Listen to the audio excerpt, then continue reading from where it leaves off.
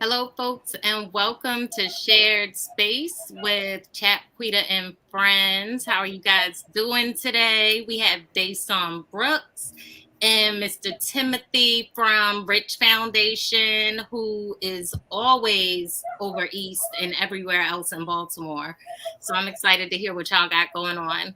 Hey everybody, I'm Laquita Chansey, the founder and director of Small Homes, and we build micro shelters and tiny homes for people who are unhoused. Chat, what you been up to? Make sure my mic is not muted. I'm You're not. Chad. I'm full-time volunteer chaplain in Baltimore City, vice president of Power Feds Baltimore. We have actually been partnering a lot with Breadcoin in the community, which is a an organization coming through to Baltimore via DC, and we're looking for vendors and donors. And we take food tokens and we put them in the community. The tokens are worth $250, and we give them out to people experiencing hunger. We give them out to incentivize maybe students or volunteers, all kind of different applications we can use it for. And people can take that to vendors, restaurants, and produce stands that are partnered with the organization and spend it as if it was money. So just providing more food access for our community. Um, That's dope. That's dope. So we've had Dason. I'm gonna come back to you because we've had you on several billion times before. So, Mr. Rich Foundation, please introduce yourself and tell us about this amazing foundation you got going on. How's everybody doing? My name is Timothy Rich. I'm the executive director for the Rich Foundation, which stands for Reaching Innocent Children's Hearts. And we help youth and families that are less fortunate around Baltimore City through our mobile outreach program and through many different partnerships that we have established in the city. That's awesome. That's awesome. I've seen you over at Cecil Kirk, which is where I often see Mr. Dason Brooks, who is also a published author. Dason, can you go ahead and introduce yourself, love? Hi, my name is Dason Brooks. For some of the consistent viewers of this show, you probably remember me from a while back. I used to be quite frequent on this show, but then I took a leave because I had to, go back to school because I'm still a college student, and I started building my own nonprofit organization. So I am now the founder and CEO of Level Up, which is a nonprofit organization based right here in Baltimore City, which is intent on mentoring and helping the community in whatever way is necessary, whatever way is possible. Um, my nonprofit organization has grown quickly since, so I started it like the very end of summer, and now I have over 20 kids registered in my nonprofit organization. I have a waiting list of over 20 kids that want to be paired with mentors. I am in multiple schools around Baltimore City, including Mervo, Dunbar Poly, City, um, Baltimore Collegiate, and a bunch of different schools. And I have partners because I've worked with nonprofit organizations for so long. I have nonprofit partners all around Baltimore City. That's awesome. That is awesome. So I believe, like I said, do you also have a bunch going on at the Cecil Kirk Parks and Recs and Parks? How do we say it here? So I work at Cecil Kirk Recreation Center, which is affiliate of Baltimore City Recs and Parks. So I work there. I'm part-time employee there. However, a lot of the kids that are in my nonprofit organization comes from that community because I spend so much time in that community. And, when you spend your time around certain people, you start to, realize and recognize what they need and what they don't. So I kind of recognize the need of some of the kids in this community quickly. And so I'm not only am I working there, getting paid working there, but I'm also, my nonprofit organization is based in some of the communities that surrounds that recreation center. That's awesome. That is awesome. So what is it that, Timothy, what is it that you have done over at Cecil Kirk recently or most recently? So I partnered up with Cecil Kirk, and we've done several community fairs. We've actually done a teen camp. Um, what else? I actually partnered with them on at the school programs. So a lot of kids got great exposure to riding horses. Um, what is it? We did. Wait, we riding horses in the middle of Baltimore, like we cowboys in Baltimore. Tell me more. Yeah, I How many mean, horses were out there? so it was about what? It was about 6 horses. They had about 6 horses out there. They would come every, I think, Tuesday or Wednesday for about 2 hours for the kids. So the kids would get to clean them off, um, put their saddles on, and put their helmets on. They had to take a little safety class on how to clean a horse shoes. And then after that, they pretty much they got to ride them around Cecil Kirk on the grass as often as they wanted to. They learned how to stop the horse, um, kick them in a I guess like the stomach part of the horse. I forgot what it's called. To make them go. So they got great experience with that, and the kids really loved it. I actually loved it too because it was actually my first time riding a horse as well. Wow, That's wow. awesome, man. Jason, were you there that day? Yeah. So actually, the person that Mr. Rich and David McNair booked for that, I've known him before from working at one of my previous summer camps. So I probably met. His name is Mr. Khan. He owns the businesses. I think it's City Ranch or something like that.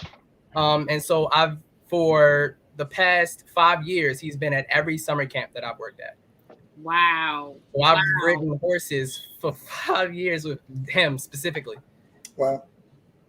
That's amazing. Like I put in yeah, I don't remember seeing horses like in my community. Like I remember seeing horses on the street with the cops on them, maybe for a parade or something, but that's pretty awesome. That's pretty awesome. I'm glad that we are focusing on expanding the minds of kids, right? And doing things that aren't the everyday run of the mill and engaging with nature and outside. That reminds me of I think Backyard Base Camp. They had they're a farm over in East Baltimore, and I think they had horses there too. And I was like, where are these horses coming from? Like, I know we have the Arabers and they pull their fruits, but where the heck, where they keeping these horses at, y'all? Yep. That's amazing. I wanted to dive in a little further with Mr. Rich, so um, I'll share my experience. When I first ran into him, you were over at Foreman Mills.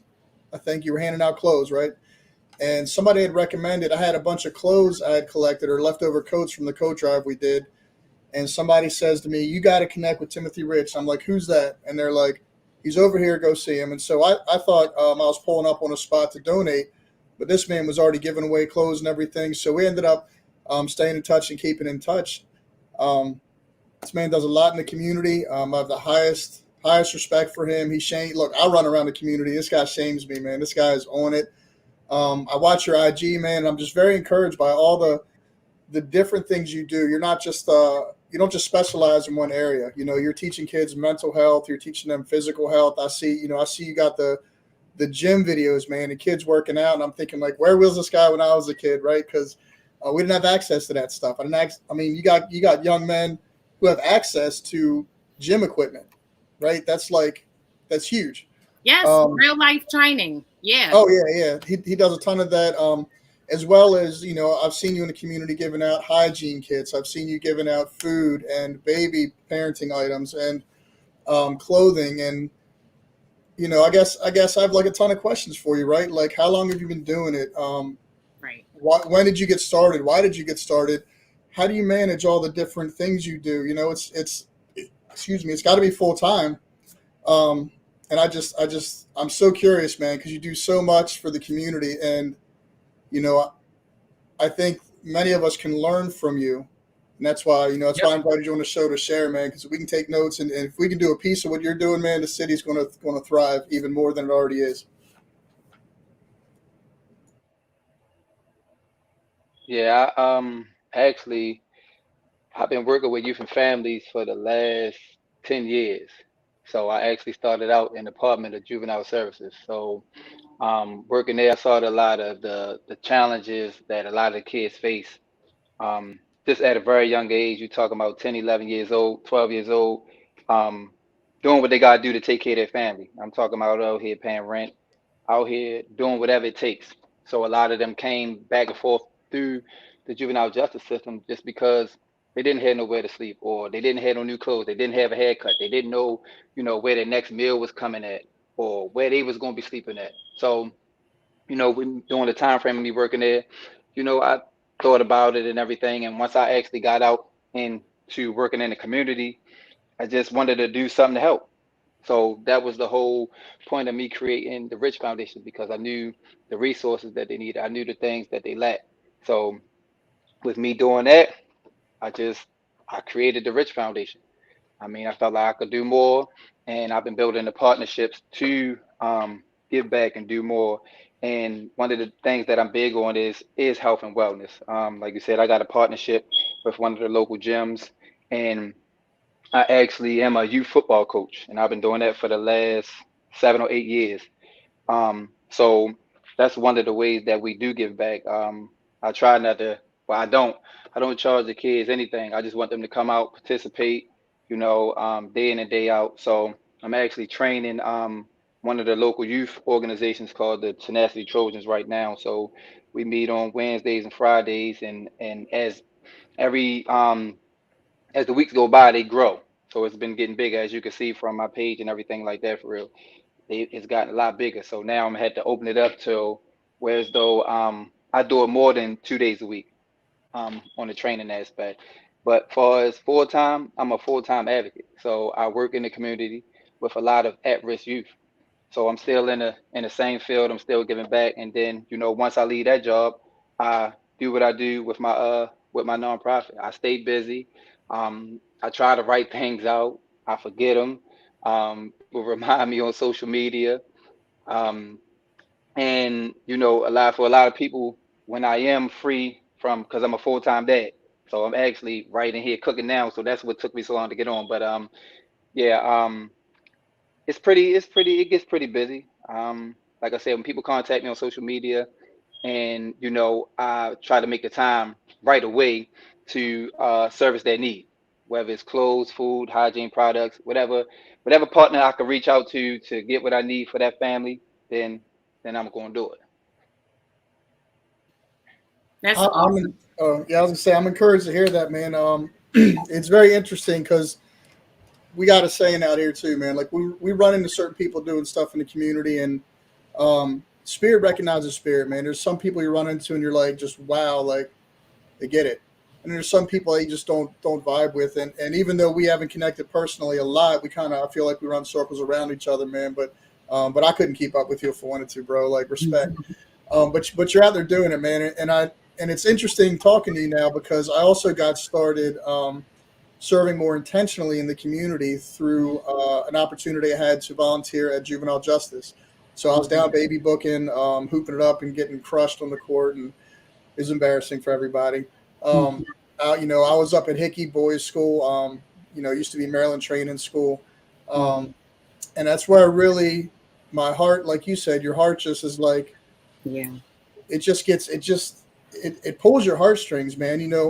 One of the really great testimonies I have in my experience at the detention centers was these kids, all these kids, black, white, Asian, didn't matter. All these kids kept saying to me, Chat, you gotta watch this movie Jamesy Boy. That's my story. That's my story. They all really connected with this one film called Jamesy Boy. And I'm like, yeah, cool, bro. But like, I didn't watch it. I put them off, blew them off for like 6 months. And they're like, you watch it yet? Every week. Like, I go visit 2-3 times a week. They're like, you watch it yet? You watch it yet? And so finally I watched this movie. And I thought, how interesting, because Jamesy Boy was a narrative, a true story of a 15-year-old, but it was a white boy. And he got locked up and charged as an adult at 15 years old for life. And he served his entire childhood, his teenage years from 15 to 21 in solitary. And then he eventually, and is a max security prison, and then eventually he got out after serving so much time, got out on probation, and he turned his life around to the point that this man produced and directed his own story. And it was a legit film. It had like Ving Rhames and John Voight and one of the Farmiga, or maybe two of the Farmiga girls, Actually, yeah, I think it was both the mom and the girl. So it was like a legit Hollywood film, and this guy came from nothing. This guy came from not graduating high school and came from max solitary in max security prison in Colorado to a film producer, right? And so I was so inspired after I finally watched the movie. It doesn't tell his whole story, but I was so inspired by the movie that I reached out to this guy randomly, right? Like I'm always randomly reaching out to people. You never know who's going to say yes. And then when they do, you're like so I reached out to the producer James Burns. I'm like, hey, would you be willing to share your story in person with these kids because they forced me to watch this movie? He said, yeah, I'll be in Baltimore next week. And I'm like, oh crap, now what do I do? Right? Because the guy didn't have fingerprints and clearance and stuff. But this guy came through Baltimore and on a Wednesday night sat for like 3-4 hours in a juvenile detention center with some kids that connected with his film, and he didn't even talk. He just listened to them, bro. And it was so inspiring. I'm like, we can do more, right? That inspired me. Like, we can do more. And that's what kind of pushed me out in the community to do more, was that experience. So, the juvenile justice, it's been tight because of COVID.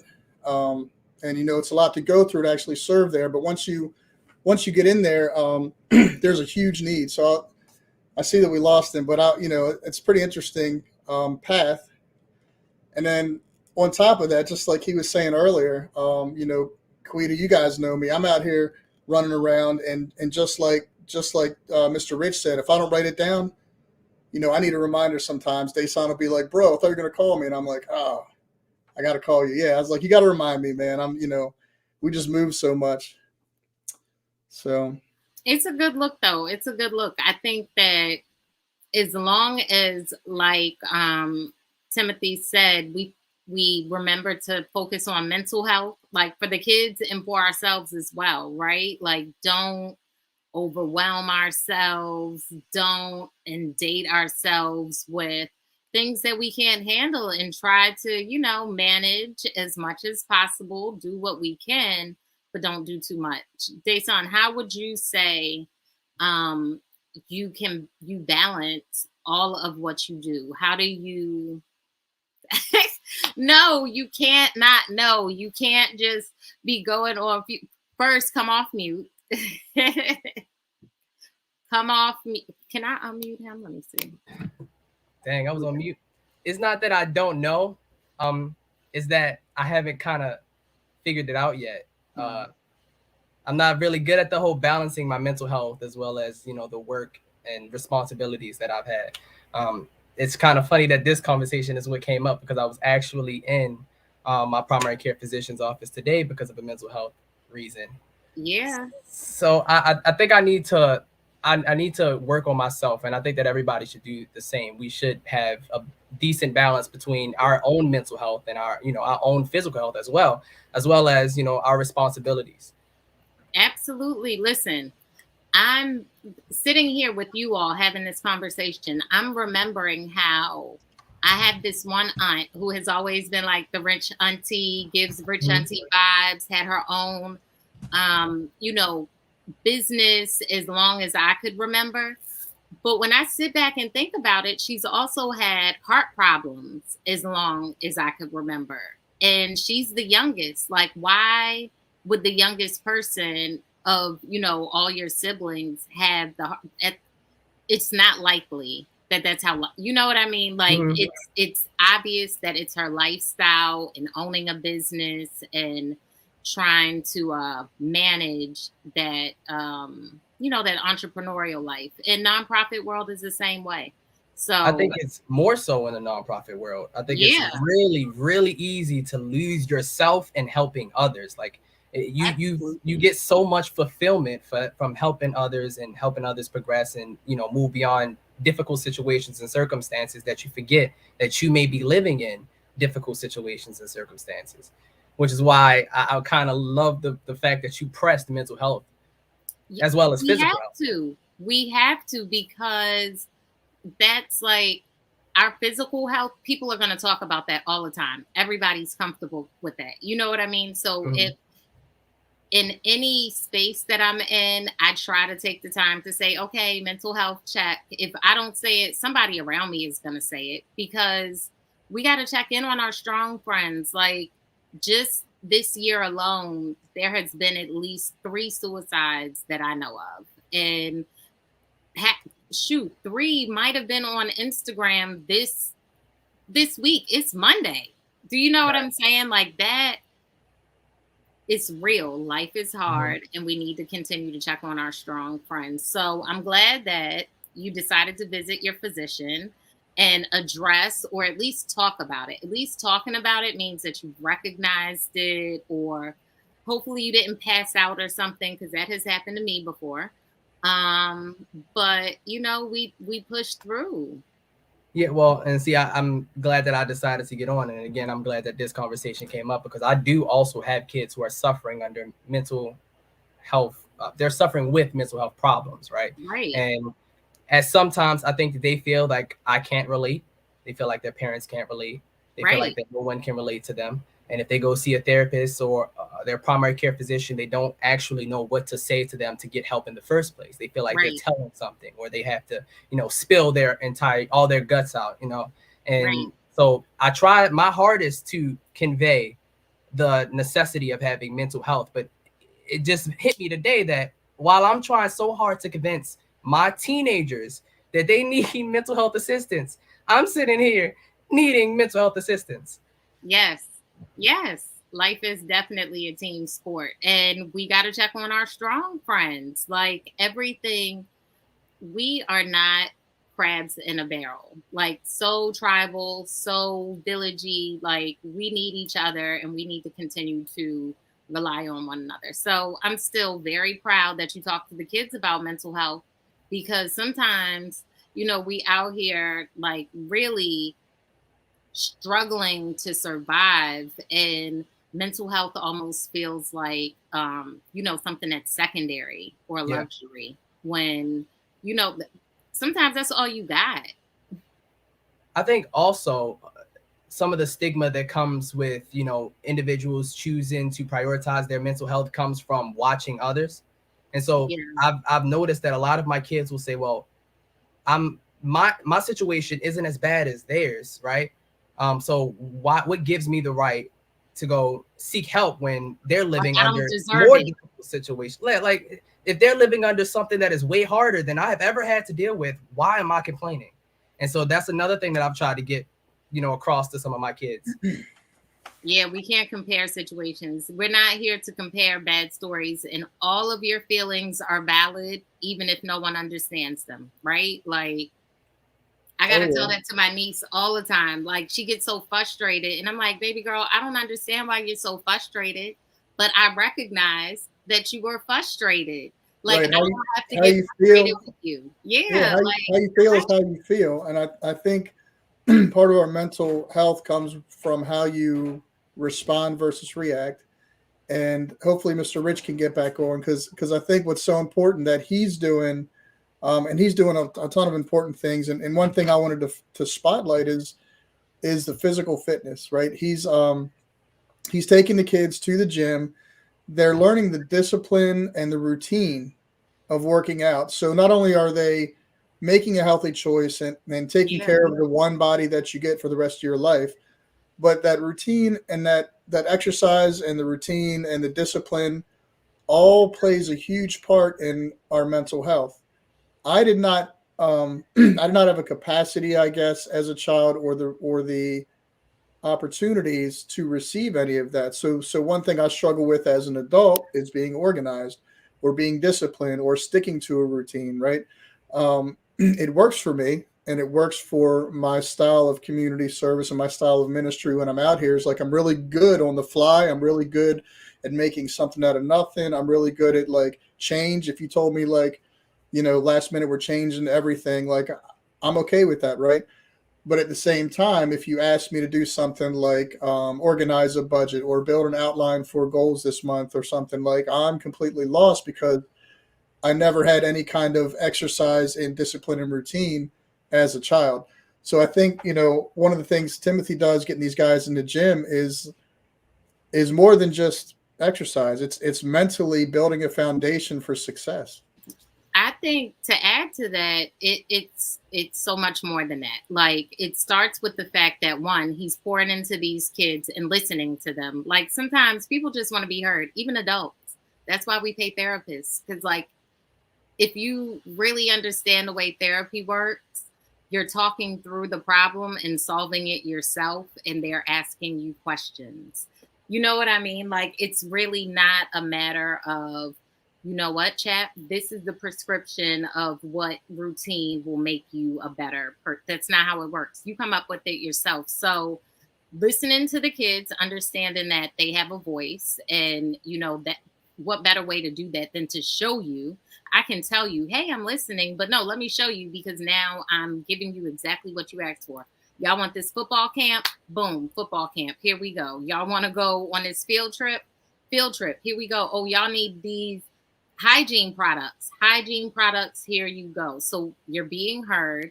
But to your point, chap, you're learning a routine. You're checking off the box of getting like some physical fitness that increases your endorphins. That And the makes you, fellowship, right? The fellowship. yes, your people don't always work out by themselves. So now you're working out with somebody, you're spotting somebody, you're building your network.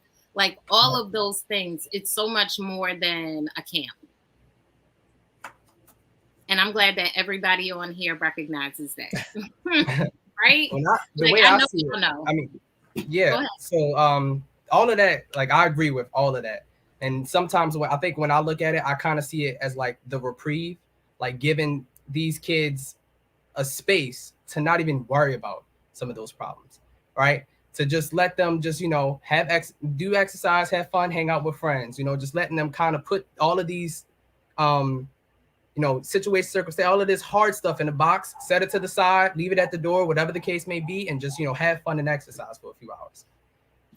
Yeah, I mean, and to be honest, Jason, we need that. Unfortunately, we need that duality.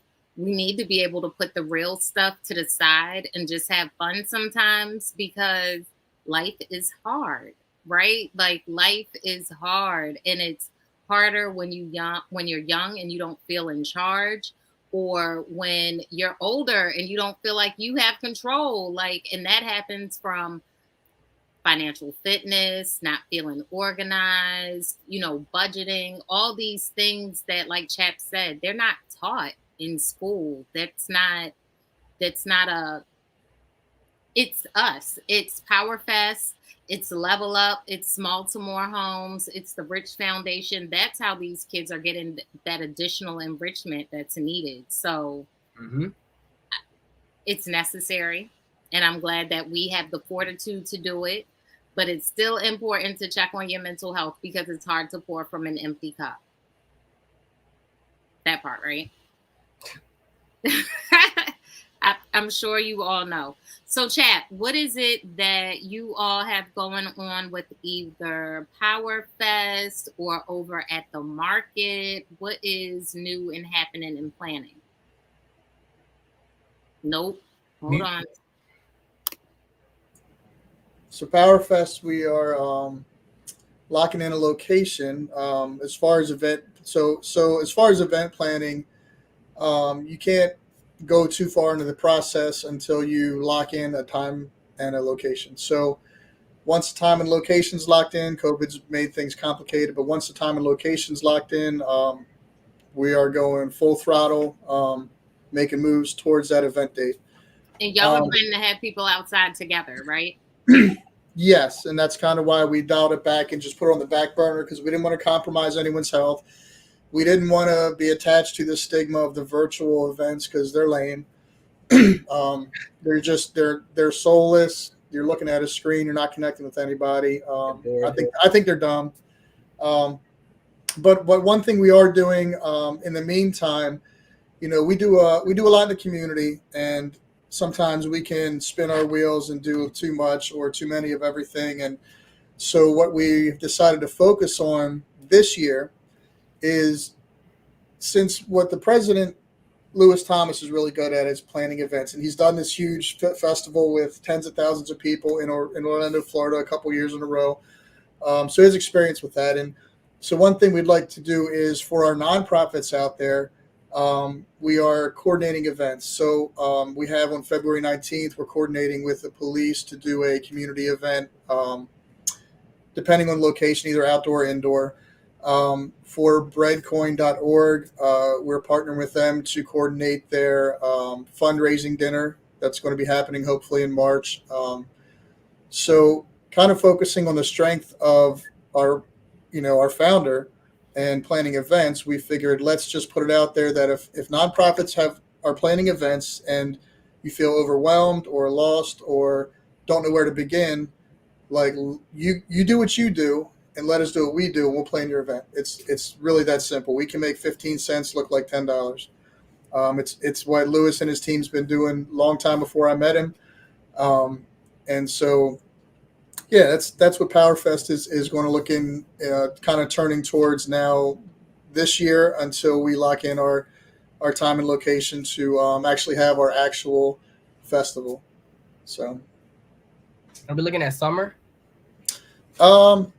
We're looking at September, like when school starts to hit back. Okay. It just depends on it would depend on when we can lock things in. We don't want to. Yeah, we don't want to just. We want to make sure we have time to plan well. We don't want to plan too far out. We don't want to be rushed, right? So it's all about timing right now, and really, COVID has slowed us down so much. We're just kind of in a holding pattern to make sure that when we do it with excellence. Because that's we don't want to misrepresent Baltimore. Baltimore is excellent. Baltimore's got a ton of love. We got a ton of people like ourselves who are doing amazing things, and we just want to celebrate them, showcase them, make sure the world knows that Baltimore is an excellent, lovely city to live in. In spite of its challenges, there is so much love here in the city, and so we want to make sure we showcase that and we present Baltimore in the most excellent way possible. So at this point, we're not rushing it. We're not trying to rush in anything. We're just trying to balance and wait on the timing for everything to come together. So, yeah. And I think for event planners, COVID is really like, I know you said you hate virtual events, but sometimes it's a necessary evil. Like with us in building, we were able to build consistently for almost 3 years straight. And then COVID came and it's like, and then we get ready to build again. And a Barian is like, no, you're not. Sit back and relax. So yeah, I'm so glad that the what is it?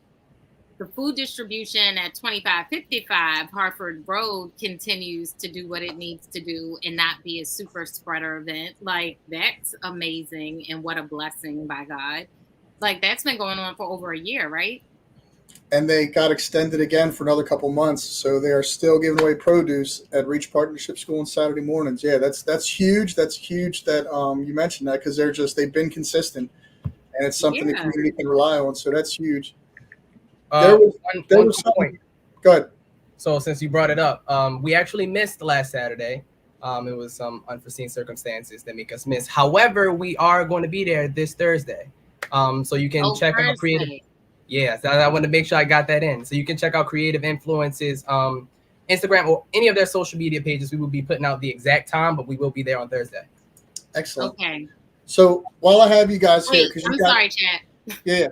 Thursday and Saturday, or just Thursday?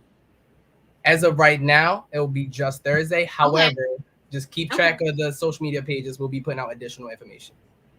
Got you. All right, your turn. All right, so I had a question for you guys, because you are politicos. I consider you guys my politicos, and I cringe at the fact that I learned so much, and I just Donnie's always inspired me, encouraging to dig deeper and find out more, and so it just the politics.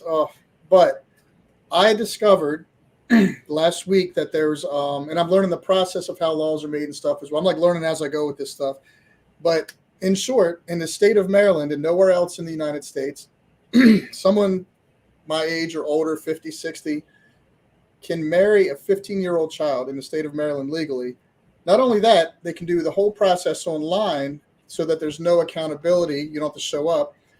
And the bill in the committee right now, the Juvenile Justice Committee. It's called HB 83, House Bill 83, Senate Bill 29. Senate Bill 29 is trying to change the laws to protect our children, to say that the minimum age for marriage should be 17, and if you're not 18, you can't marry older than 4 years older than yourself. Trying to slow down the pedophiles, because there's a loophole in our law. Everyone in the nation knows it, and so they come to Maryland, they migrate to Maryland with human trafficked children, or they coerce and manipulate children and or their parents, and they use this loophole to marry children, at which point a 15-year-old child, is not a legal adult to request a divorce if they had that moment of clarity to do so, if they had that courage to stand up to an adult male or female to do that process, right? So this bill has been passed over by Senator Will Smith 7 times because he doesn't feel it's worth presenting to the General Assembly for a vote. So it's in committee as of last I heard from Senator McRae. He said it's still in committee. That was Thursday. But it's been a couple of days now. And for me, I want to know why this hasn't been presented to the General Assembly. Why is it still in committee and being passed over to be voted on? Why can't we just vote on it, put it away? Because our children, literally across the country, and not only that, but now you have a culture of pedophile-minded people migrating to Maryland. Right? Yeah, this is all bad. Does he not have daughters or nieces or sisters? So I mean, because this is not how just I women. look at 85% of the youth marriages, as of 2018, I think it was a 38-year-old married a 15-year-old in 2018 was the latest exaggerated circumstance. Because I just look at it like this: if your sister, if your younger sister, if your niece, if your relative, somebody that you love and cared about, who was a female in 15, married a man who was 35, would you have a problem with it? Because that can happen today. And that's how I would say to think about it. I would also say to think about it from the perspective of a male as well, because there are likely going to be instances where females would try to do that to a male. Absolutely. Right? We see that in school and on TV all the time, where a female teacher. Here's what was really discouraging. The only reason I said it that way is because Chat named the man. He said Will Smith or somebody. That's the only reason I went with it. And the stats that were given women can be pedophiles too. Go ahead. Yeah, but my example, my personal life, yes. Your testimony, right?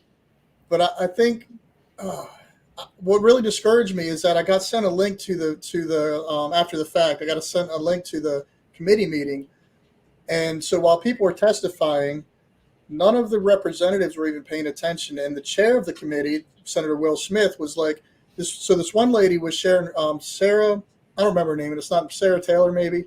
She was sharing her personal testimony of being married at 15 in another state. They have since changed their laws in Arizona, and now she lives in Florida, and she's able to get a divorce and stuff. But sharing her testimony almost in tears about how it ruined her life, how it was highly inappropriate. Not only herself, but her parents were coerced. Everything about the situation was bad. She was literally human trafficked, and her parents signed her rights away. It was all this crazy stuff. She's pouring out her whole testimony, while the chair of the committee, along with the other delegates, but I think specifically him, was having an off-screen conversation, rolling his eyes, like not paying attention, not engaged, like he forgot he was on camera. And that's just what I perceived, and it was discouraging to me because this is such an important bill. And while everybody's offering stats and testimonies, there was a doctor on there talking about, some stuff. There was somebody talking about human trafficking. And the whole time people were giving testimonies and trying to say, please present this to the General Assembly for a vote. None of the people that make that decision I perceived them as barely engaged in the information they were getting. They're just waiting for their time to be done so they can move on to the next thing. Waiting for their time to reject it. I need y'all to understand something, right? Like the way that I look at it historically, Chap, you might be one of the few, but white men just want to own everything, and that includes human bodies. And it doesn't matter if that's a 15-year-old body or a gentleman who's running down the street. Like, they think that everything is their property, and systemically, that's the way that it kind of works. Like, I blame the system each and every time, because I think it's crazy to me that all the other states were like, hell no, we're not going to allow this to happen. And Maryland is yet and still sitting back and hasn't just followed suit with everybody. That's the part that, like, we're not even being trailblazers. Like, what? This isn't this isn't a badge of honor. Yeah, I'm glad you said something about that, chap, because I'll be at the state house like that. We're knocking on doors and everything. But with the way you presented the law, I was thinking, you said 17. So the law. So Senator Elfreth, Elfreth, she is from Anne. She represents Anne Arundel County. She's the one presenting the bill to the committee. So part of the proposal was to change the age to 17. Even that sounds flawed, though, because they're not even considered as full adults. Well, part of the reason if they were to pass this law, it would be flawed, right? Part of the justification was the reason the law was in place, but it's being manipulated, was to set a precedent for a child in a abusive household, to become emancipated, and it's kind of marries into that idea. But its culture has changed, and there are other things we can do now to serve that family without them having to get married to an adult to leave the house. I don't understand all of it. Like I said, you guys are my politicos. I'm a lay person watching these videos and disgust, and I'm like, what do we do? And I'm texting even Van Hollen, who's a federal senator, returned my call because I didn't and again, as a layperson, I didn't understand. I contact my state representatives. I contacted everybody. What the F's going on, right? And it was interesting because even the federal guys responded, and they called back and talked to me and said, look, we appreciate you. This is a state level thing. And they broke it down for me. Like, they took time to break it down for me, how to pursue the process as a constituent. So I appreciated that. But then when I reached out to, like, Senator Smith's office, they kind of blew me off and said, well, you need to talk to your representative. Okay, I'll do that. Most of the time when bills like this when bills like this aren't presented to the floor, it's usually political expediency or something like that. But this just sounds like straight like laziness, because it seems like a common sense law, something that everybody can get behind. And if you can't necessarily get behind this, it seems like there still should be an alternative. If you don't like the 17, like I don't like the 17, you should just up it to 18. Like, why is it just sitting here? And so the thing, what we all know is that 15 is unacceptable, right? So to Dason's point, like, where's the compromise? You wanted it to be 18 instead of 17, but now if there is no action, it's going to stay at 15. And that there's no action anyway. That sounds crazy. Like, what? How? So, chap, so what do we do now? What do we do? Because all of us hate this. So what do we do? Chap, you're muted. Sorry, I try to mute myself because I talk too much. Our sister Ari Harrington, Monique Smith, she is kind of leading the charge on this initiative. She plugged me in. I wrote emails to everyone I thought was pertinent and everyone I saw in the meeting. I made phone calls as well. Monique was going to rent a bus, and we were just going to go down there and bombard them with people and testimony, except COVID. So we can't bully them in that like we used to, right? We can't just show up and kind of take the entire committee time with the process of giving testimony. So that's all I know to do. I made phone calls. I emailed. I even offered this platform. I said, look, if Senator wants to get on here and speak about this and raise awareness, I would offer shared space for that, because who in Baltimore or in Maryland besides like the perverts, know that you can, like, I can marry a 15-year-old, like a freshman in high school if I wanted to. But all the perverts know because they find each other, just like we But are the, community but organizers. if the rest of the Found each community other. knew this, they would, oh my God, they'd be so disgusted. They'd be like, what? No. Mm-mm. Right? So I think it's twofold, chap. So one, the perverts have to want to do this in a way that other people know, right? Mhm. Like that now that's a public marriage. Like I think most of them don't care where they live because they're not telling people that they're dating a 15-year-old. And I mean, I thought even in southern states where laws like this was passed, they needed permission from parents first, right? Parents had to sign Once like upon a papers and I time, don't know the process, but part of the one lady's testimony was that her parents were also coerced and manipulated yeah, her into parents signing were that stuff, right? compliant. So it's a whole process. It's not just like in the movies, you kidnap the kid and you're going to marry him now online, but it's a finesse. It's a whole process of trauma. It is.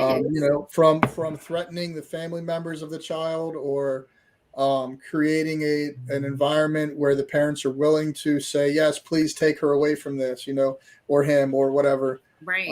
I don't know the details, but I know that the law should protect our children and not expose right. them. Absolutely. And Absolutely. I think Mr. Rich is back on. Oh, Nope, his device. Yeah, it looked like it was going. Yeah, um, it's yeah. yeah.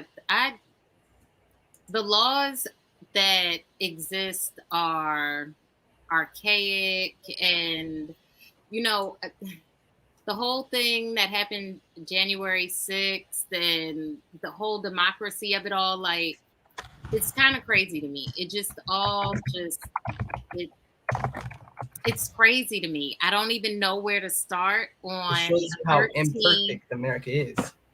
So, with that said, like at some point, like democracy is supposed to crumble. Like we have one of the longest established democracies. So, I think it started with those Trump supporters or whoever they were. And I think it's slowly toppling. Like it's going to be a problem. It's funny that you said we have the longest living democracy, because a person from Jamaica actually pointed out to me that part of our population didn't even receive the right to vote until the 60s. So Oh, really, our democracy is only about 60 years old. yeah, it right. So it's the longevity of other people being included. Now that other people are being included, like stuff is being changed. Let me tell you, just some of this dumb stuff that I know as a Black woman. You could not buy a home in New York until 1978 if you were a single woman. You could have all the financial means, you can have all the wherewithal, but you were not allowed to be a woman and own a home. And like I know people that were born in 1978. Like this is in my lifetime. Like this is freaking ridiculous to me. Do you know what I'm saying? Like real Yeah. close to it. I wasn't born in 78, but still. And then in Maryland, like I want to give away tiny homes. But because they don't have a utility that can be Mhm. paid to the state of Maryland or the municipality of Baltimore, we can't do composting toilets, we can't do solar panels. Like it sounds archaic and like it needs a revamp. It needs to be updated. Right. It's insensible because so instead of giving people housing or instead of accepting 17-year-old, right, we're going to keep it at 15 and we're going to force people to sleep outside. Like there has to be a different, that can't be those can't be the only options. Right.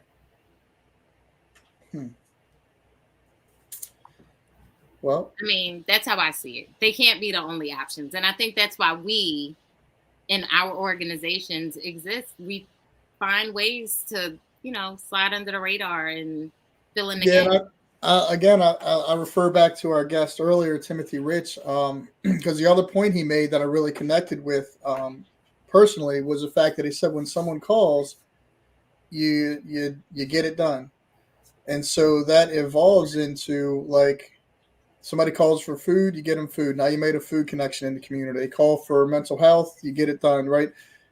Through meeting other people's needs, you build this network of, somebody called last week, Miss Lynetta, forget her last name, but over at Walker Daniels' house on West Madison, 2100 West Madison.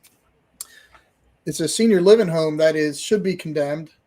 It's unsecured. Somebody broke in the building um, and damaged the building, and the property managers haven't fixed it. Um, while she was doing an interview with the news, some homeless person wandered into the space, stole something, and left. And she's like, "This is what I'm talking about, right?" And so, like, people reach out with any kind of need, something like this, and you build your network by saying, "Okay, who can I get on this?" Right, and you start reaching out, making new contacts, whatever. And it's something he mentioned he does when people reach out. I know one thing, Quita, Dason, I can always call you guys because we have a good family. And what happens is if somebody has a need and reaches out to one of us, all hands are on deck real quick to see what we can put together to meet immediate needs. And then what are you going to need tomorrow? What are you going to need this weekend? What are you going to need next week, right? It's like we meet them where they're at, and we have just good resources to reach out to. And it's like I said, I just something I connected with that Mr. Rich had said when somebody calls, when Lynetta called, I saw her video, and then after a video on the news, after the news interview, she called me. She said, "Chap, I need help," and so I made like 2 phone calls, and now she's taken care of. Like I'm checking in with her, but the people that are there for her, taking care of her and meeting her needs, and it's It kind of how we takes a operate. village. It Mhm. takes a village for the I kids can and the attest to adults. that. For the kids So and I'll give her a shout out. Jaconda Harrison has been mean on the street, making sure that Miss Lynetta's voice is heard, right. making sure the city brings that building up to code or comes up with a solution. Mm-hmm. And she's been really great. Anytime I've called her for families in need during the Park Heights explosions, American Red Cross was dragging their feet on housing stuff. Man, Jaconda was like, "Nope, take care of them." Yeah. And And I that's what think needs to be done, because if you're the one that's suffering and struggling, it's sometimes really hard to advocate for yourself. So kudos to her for advocating for people who may or may not be able to advocate for themselves. They may fully be able to. So thank her for stepping in, and they that's a didn't good have point. to, right? That's a good point because Miss Lynetta definitely advocated for herself. She made the phone calls to the councilman, James Torrance. She made a phone call to the property management, French properties or something. She's on the news advocating for herself, and no one would still listen. Like, Listen, I know, Power in numbers too. yeah, yeah, it happens. It happens. So listen, guys, it is 8:03. oh We are gonna get kicked off very soon. Another show is coming on. yeah, let's get off of here, Robert. Yes. Everybody, stay tuned for the Robert report. Yes, yes. We'll be back next Monday at 7. Same bad time, same bad channel. Love you Bye, guys. guys. Peace.